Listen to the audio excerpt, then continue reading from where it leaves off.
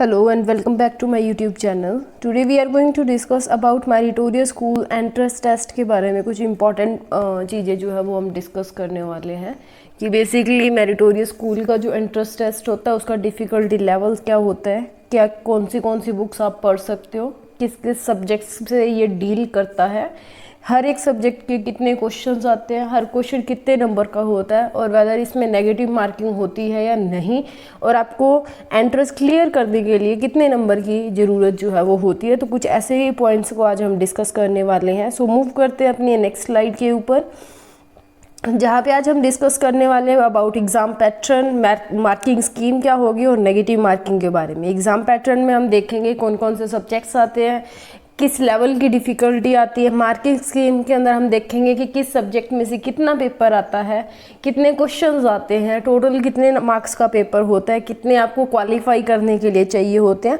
और negative marking के अंदर हम देखेंगे कि वेदर अगर आप कोई क्वेश्चन गलत कर देते हो तो क्या उसके नेगेटिव मार्क्स जो है वो आपके काटे जाते हैं या नहीं। सो डिस्कस कर लेते हैं जल्दी से इसको। सबसे पहला हमारे पास है दैट इज़ एग्ज़ाम पैटर्न, कि एग्ज़ाम जो आपका होता है रिटर्न बेस के अंदर, जो आपका एग्ज़ाम होता है मेरिटोरियस स्कूल्स में एडमिशन लेने के लिए जो एंट्रेंस टेस्ट होता है, बेसिकली उसका पैटर्न क्या है। पैटर्न इन दी फॉर्म कि उसमें कितने कितने मार्क्स के क्वेश्चंस आते हैं, किस तरह के क्वेश्चंस जो है वो देखने को मिलते हैं। तो बेसिकली जो आपका एग्ज़ाम होता है वो ऑब्जेक्टिव टाइप होता है और वहाँ पे आपको MCQs जो है वो देखने को मिलते हैं। ठीक है, MCQs यानी कि एक क्वेश्चन के नीचे आपको 4 पर्टिकुलर ऑप्शंस दी होती हैं और एक जो है वो उसमें से राइट ऑप्शन होती है जो आपको टिक करनी होती है। ठीक है, और उसी को आपको OMR शीट के अंदर ऐसे राउंड करके फिल करना होता है। ओके, सो देख लेते हैं एग्ज़ाम पैटर्न के अंदर हमारे पास क्या क्या चीज़ें हैं। सबसे पहले एंट्रेंस एग्ज़ाम की बात अगर मैं करूं तो इसमें हमारे पास 3 सब्जेक्ट्स आते हैं। First is English, second is mathematics, third one is science. 3 subject हैं, English, mathematics and science. 3 subjects में से ये पेपर जो है वो पूछा जाता है और कुछ भी नहीं आता, ना SST आता है, ना ऐसे इधर उधर के कोई सब्जेक्ट्स नहीं आते, सिर्फ इंग्लिश, मैथमेटिक्स एंड साइंस वो आता है। अब आप बोलोगे कि ब्रैकेट में 10 का मतलब क्या है, कि 10th क्लास की आपने इंग्लिश पढ़नी है, 10th क्लास की साइंस पढ़नी है, 10th क्लास का मैथ पढ़ना है। आपकी डिफ़िकल्टी लेवल जो है वो 10th क्लास का रखा जाता है, जो आपने प्रीवियस क्लास के अंदर आपने एंट्रेंस दिया है। अगर आप +1 के लिए एंट्रेंस टेस्ट की तैयारी कर रहे हो तो आपका जो डिफ़िकल्टी लेवल है वो 10th क्लास का होता है। ठीक है, सो इंग्लिश कहाँ तक की पढ़नी है आपने, 10th क्लास की पढ़नी है। मैथमेटिक्स आप 10वीं का पढ़ोगे, साइंस भी आप कौन सी क्लास की पढ़ोगे, 10वीं की। 10th क्लास की साइंस के ऊपर मैंने काफ़ी सारे वीडियोस जो है वो अपने चैनल के ऊपर पोस्ट किए हुए हैं, आप वहाँ से देख सकते हैं। इसके अलावा कुछ इम्पोर्टेंट जो क्वेश्चंस है उनके वीडियो सेशंस भी आगे आपको देखने को मिलेंगे। तो बेसिकली 3 सब्जेक्ट्स आते हैं हमारे, इंग्लिश, मैथमेटिक्स एंड साइंस। तो आपने सिर्फ ये 3 बुक्स पढ़नी है पंजाब स्कूल एजुकेशन बोर्ड की, या आप बोलो कि NCERT, दोनों सेम ही होती है। चाहे आप NCERT पढ़ लो, चाहे पंजाब स्कूल एजुकेशन बोर्ड की बुक्स पढ़ लो।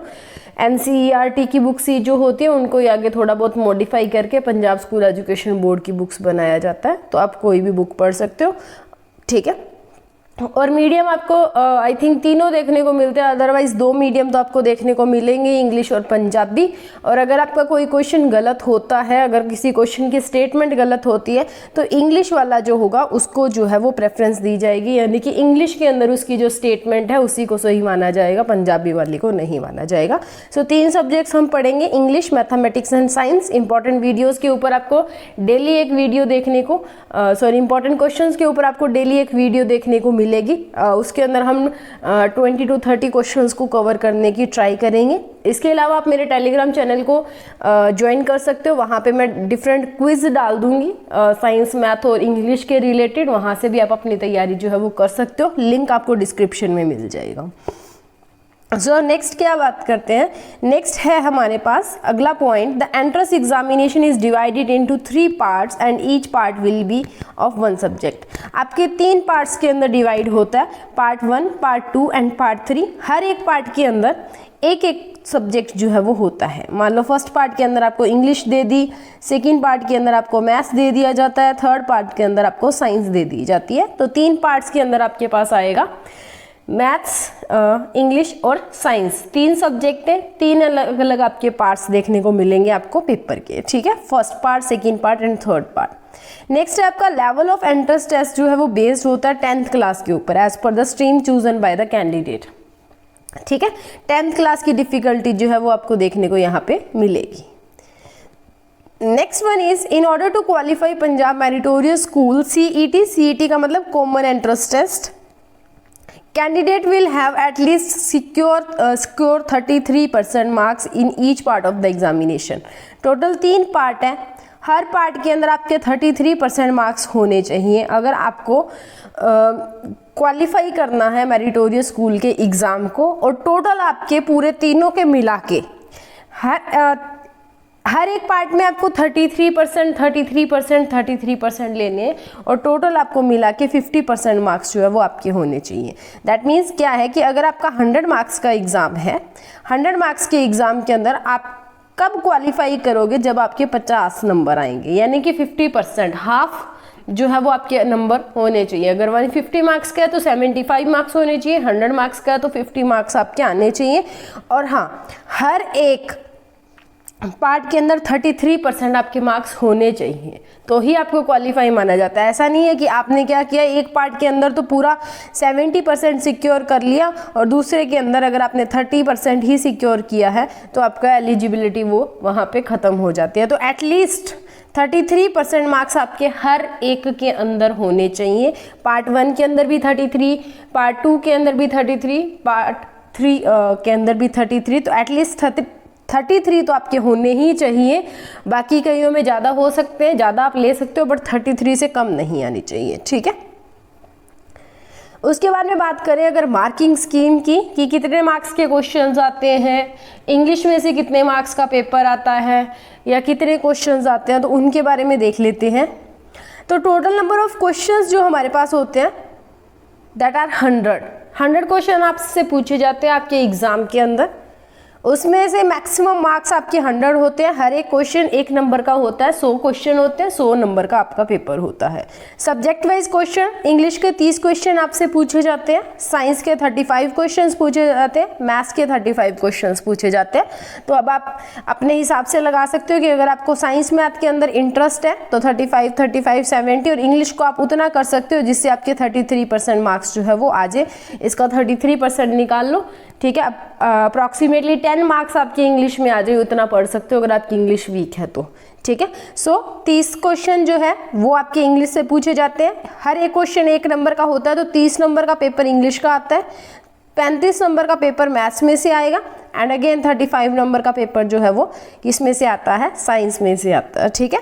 हर एक क्वेश्चन 1 नंबर का होता है। टोटल 100 क्वेश्चन होंगे, 100 मार्क्स का पेपर है, 30 इंग्लिश का, 35 मैथ्स के, 35 साइंस के।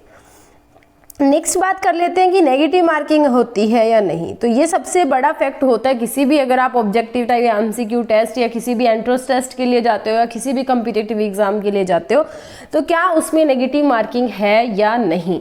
आपकी जो क्वालिफाई करने की जो एबिलिटी है वो इसी चीज़ पे भी निर्भर करती है कि उस टेस्ट के अंदर नेगेटिव मार्किंग है या नहीं। यानी कि अगर आप कोई क्वेश्चन गलत कर देते हो तो क्या उसके नंबर आपके कटेंगे या नहीं। सो बेसिकली यहाँ पे कोई भी आपकी नेगेटिव मार्किंग नहीं है। There is no negative marking. आपका अगर कोई क्वेश्चन गलत भी हो जाता है तो आपके नंबर वहाँ पे नहीं कटेंगे, उसका आपको 0 नंबर ही दिया जाएगा अगर गलत होता है तो। नेगेटिव मार्किंग में ये होता है कि एक 1/4, 1/3 या 1/2 जो है वो नेगेटिव मार्किंग जितने नंबर का क्वेश्चन होता है।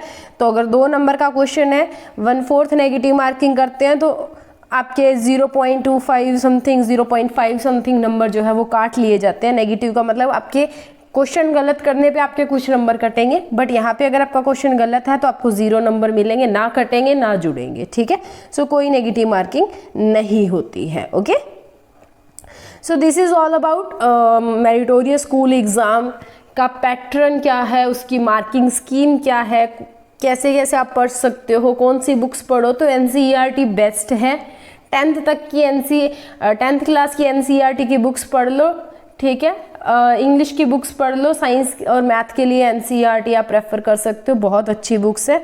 So thank you so much for watching my video. अगर वीडियो अच्छा लगा तो प्लीज़ वीडियो को लाइक कीजिए, शेयर कीजिए अपने फ्रेंड्स के साथ ताकि वो भी तैयारी कर सके, एंड चैनल को सब्सक्राइब जरूर करके जाइए अगर आपको न्यू अपडेट्स चाहिए और अपनी तैयारी है जो करनी है अगर आप लोगों ने, तो उसके लिए आप वीडियो को चैनल को सब्सक्राइब जरूर करके जाना ताकि जब भी नया वीडियो पोस्ट हो तो आपके पास नोटिफिकेशन जो है वो पहुंच जाए। और इसके अलावा अपना एक प्रीशियस कमेंट जो है वो कमेंट सेक्शन के अंदर ज़रूर छोड़ के जाइए कि आपको वीडियो कैसा लगा, क्या कुछ इम्प्रूवमेंट इस वीडियो के अंदर की जा सकती है, किस टॉपिक के ऊपर आप वीडियो और चाहते हो। तो जो भी आपके व्यूज़ हैं प्लीज़ कमेंट सेक्शन के अंदर मेरे को ज़रूर बताना। So thank you so much.